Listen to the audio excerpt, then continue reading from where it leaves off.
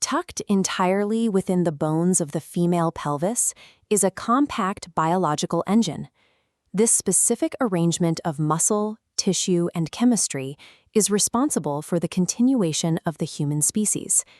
If you've only ever seen this system on a flat, two-dimensional biology textbook page, it's easy to miss how these parts actually work together. In reality, this is a deeply secure, intricately connected, three-dimensional landscape.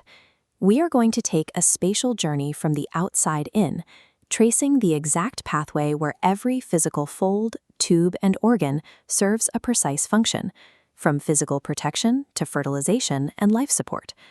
Mapping these internal connections reveals how the physical layout of the system dictates the sequence of fertility, the monthly cycle, and the start of human development. This diagram shows the external genitalia, the vulva. The prominent outer folds, the labia majora and minora, enclose and protect internal organs from infectious organisms and physical injury. Where these inner folds meet is the clitoris, a sensitive protrusion existing for sensory stimulation. Moving past this external threshold, we enter the vagina. This curved, muscular tube performs two direct mechanical roles. It receives sperm during sexual intercourse, and it acts as the highly expandable birth canal during delivery. To keep the deeper structure safe, the tissue lining the vagina is colonized by beneficial bacteria that produce lactic acid. This keeps the environment highly acidic, hovering around a pH of 4.4, which acts as a harsh chemical barrier to invading pathogens. At the very top of the vaginal canal sits the cervix.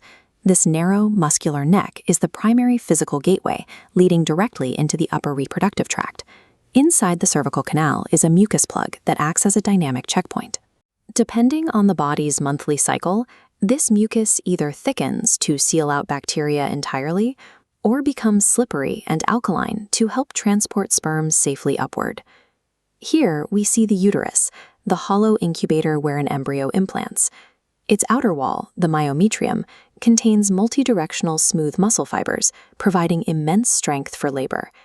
Inside sits the endometrium, a mucosal lining that continuously builds a nutrient-rich blood network for a fertilized egg.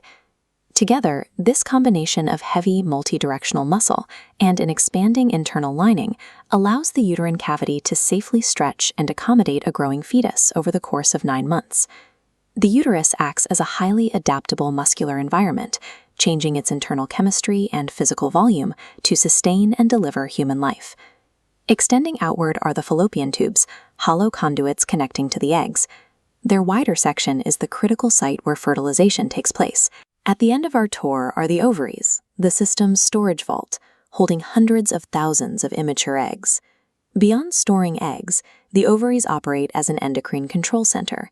They secrete estrogen and progesterone, the primary hormones that send chemical instructions to the rest of the reproductive tract and dictate its operating rhythm. When an ovary finally releases a mature egg, it doesn't fall into an open void. Finger-like projections at the end of the fallopian tube, called fimbriae, gently sweep the surface to catch the egg and guide it into the conduit. By supplying both the raw genetic material and the hormonal signals, the ovaries serve as the foundational engines driving the entire female reproductive system. When we put this static anatomy into motion, we see a highly coordinated sequence. In a successful fertilization, sperm navigate the cervical checkpoint and travel up into the fallopian tube just as the ovary releases an egg, allowing the two to fuse. Over the next few days, that newly formed embryo travels down the tube and enters the main cavity of the uterus, where it firmly implants into the thickened, nutrient-dense tissue of the endometrium to begin its growth. But the system requires an alternate process for the vast majority of cycles when fertilization and implantation do not occur. This graph illustrates that alternate pathway.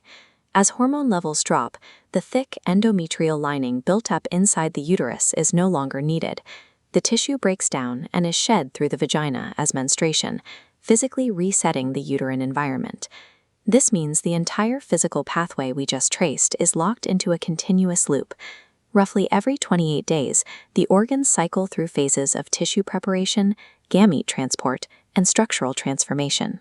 The layout of these structures, from the external protective folds to the deep ovarian vaults, is an interconnected circuit built for a single outcome: the generation and protection of life.